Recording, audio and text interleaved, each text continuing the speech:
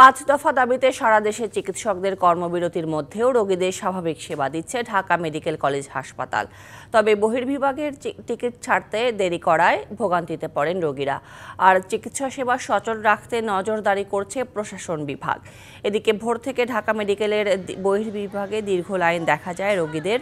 দূর দূরান্ত থেকে চিকিৎসা সেবা নিতে এসে দুর্ভোগে পড়েছেন তারা। পূর্ব ঘোষণা অনুযায়ী মঙ্গল ও বুধবার টানা 2 দিনের কর্মবিরতিতে চিকিৎসকরা। একই দিনে চলো ঢাকা শীর্ষক মহাসমাবেশের ডাক দিয়েছেন সারা দেশের চিকিৎসক সহ মেডিকেল কলেজের শিক্ষার্থীরা। কেন্দ্রীয় শহীদ মিনারে মহাসমাবেশের আয়োজন করেছেন তারা।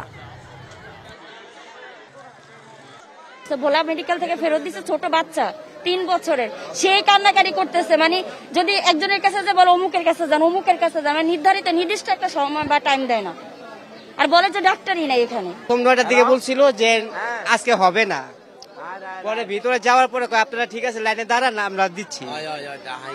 আমাদের কালকে আসছি বিরক্ত করে ফেলতে দেয় নাই, লাস্টে আমরা হকন দিছে। সকাল থেকে যদি কষ্ট করি তাহলে ওই লোক হ্যাঁ যদি দেখাইবো না, ডাক্তার দেখাইবো না বইলা দিব, সবাই যাইব। সারা দেশের চিকিৎসকদের কর্মবিরতির দাবির খবর জানাতে যুক্ত হচ্ছেন আমাদের 2 জন সহকর্মী। রাজধানীর কেন্দ্রীয় শহীদ মিনার থেকে যুক্ত হচ্ছেন সহকর্মী মাহফুজা বৃষ্টি এবং চট্টগ্রাম থেকে যুক্ত হচ্ছেন মাসুদুল হক। আমরা প্রথমে চলে যাব সহকর্মী মাহফুজা বৃষ্টির কাছে। বৃষ্টি, জানাবেন মহাসমাবেশে এসে চিকিৎসকরা কে কি বলছেন?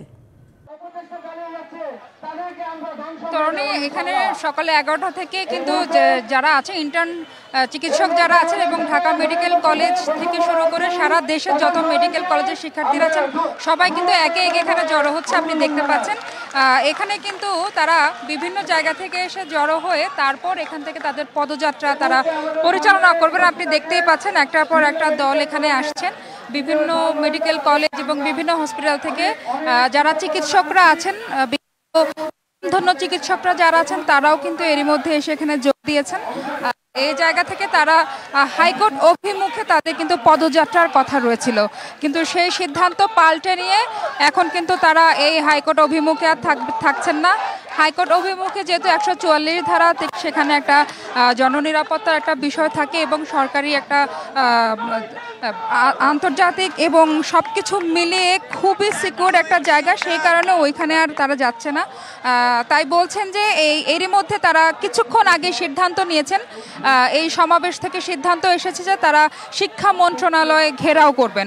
শিক্ষা মন্ত্রণালয় ঘেরাও করে সেখানে শিক্ষা ও স্বাস্থ্য মন্ত্রণালয় ঘেরাও করবে। সেই জায়গা থেকে স্বাস্থ্য উপদেষ্টা যে আছেন তার সাথে কথা বলে তাদের আন্দোলন জোরালো করবেন। যমুনা ইলেকট্রনিক্স ঈদে ডাবল খুশি অফার সিজন 3, যে কোনো পণ্য কিনলেই পাচ্ছেন নিশ্চিত ঈদ উপহার। আমরা একটু কথা বলতে চাই, আসলে আপনাদের পরবর্তী এখান থেকে ঘোষণা এখান থেকে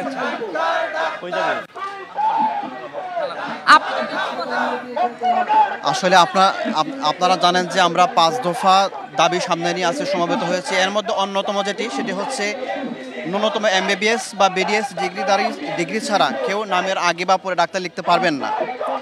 এটা হচ্ছে BMDC একটি স্বীকৃত আইন। কিন্তু জানি এখন আপনাদের আন্দোলনে যদি আপনারা জানি যে আপনারা রায়ের অপেক্ষা করছেন, রায় যদি আপনাদের পক্ষে না হয় সেক্ষেত্রে কি করবেন? রায় যদি আমাদের বিপক্ষে যায় তাহলে আমাদের যে চলমান কর্মসূচি সেটা আমরা অবশ্যই কন্টিনিউ করব এবং আমাদের সেন্ট্রাল স্টিয়ারিং কমিটির নির্দেশনা মোতাবেক পরবর্তী যেই নির্দেশনা আসবে সেটা সেই মোতাবেক আমরা আমাদের কর্মসূচি চালিয়ে যাব।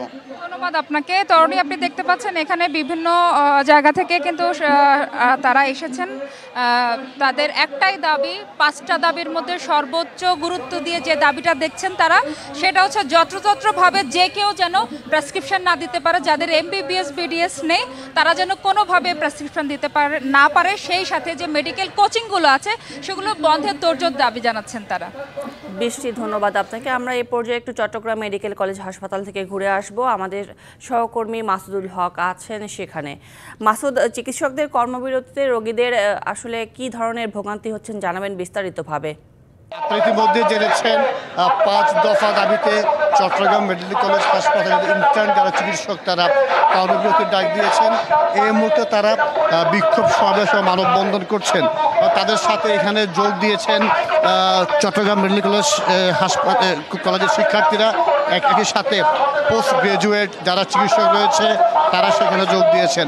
তাদের এই কর্মমৃত্যুর ফলে মেডিকেল কলেজ হাসপাতালের যে আউটডোরে সেখানে মূলত অচলাবস্থার সৃষ্টি হয়েছে। সেখানে শত শত রোগী তারা চিকিৎসা সেবা না পেয়ে তারা বাইরে অপেক্ষমান রয়েছে।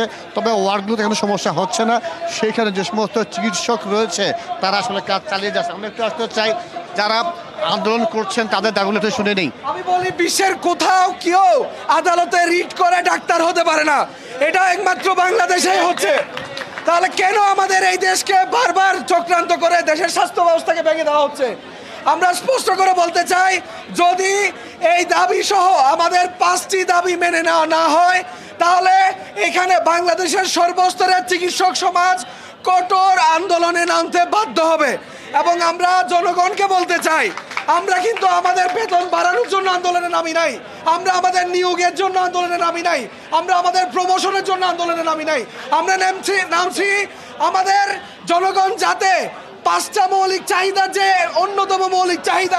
ধন্যবাদ আমার সাথে যুক্ত হওয়ার জন্য। আসলে তারা যেটি বলছেন তাদের এই দাবি মেনে না নেওয়া হলে সারা বাংলাদেশে যারা চিকিৎসক তারা কর্মবিরতির ডাক দিবেন। তবে এই মুহূর্তে চট্টগ্রাম মেডিকেল কলেজ হাসপাতালে কিন্তু আউটডোর ইনডোরে চিকিৎসা সেবা বন্ধ রয়েছে, ফলে এখানে আসা শত শত রোগী তারা আসলে দুর্ভোগের মধ্যে পড়েছেন। তো এই ছিল আমার কাছে চট্টগ্রাম থেকে খবর।